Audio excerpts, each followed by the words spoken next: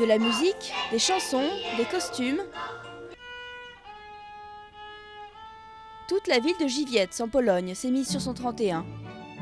Juste pour un anniversaire, mais pas n'importe lequel. Celui de la duchesse Marie-Christine de Habsbourg, 87 ans. La vieille dame vit dans un palais qui appartenait autrefois à sa famille, les Habsbourg, qui ont régné pendant 2 siècles sur l'Empire austro-hongrois. Je suis ravie parce que moi, ici, on s'occupe de moi comme si j'étais une reine. C'est pas, n'est-ce pas, c'était des Habsbourg et une qui est polonaise complètement. Au XVIIIe siècle, le sud de la Pologne fait partie de l'Autriche. Des membres des Habsbourg s'installent ici, dans ce palais de Gliwice. En 1918, la Pologne devient indépendante et le grand-père de Marie-Christine prend la nationalité polonaise. Un choix qui va coûter cher à la famille. 20 ans plus tard, les nazis les chassent du palais et déportent le père de la duchesse. Mon père était domestique au palais.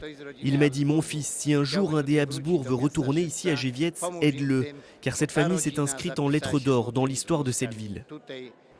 Après les nazis, les communistes chassent les Habsbourg restants, considérés comme des aristocrates autrichiens. La duchesse a passé 60 ans d'exil en Suisse.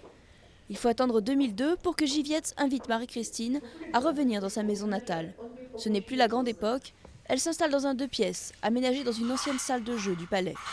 Mais ses racines comptent plus que tout. Je ne suis pas autrichienne. Moi, là, maternelle n'est pas allemand. Ma langue maternelle est polonais.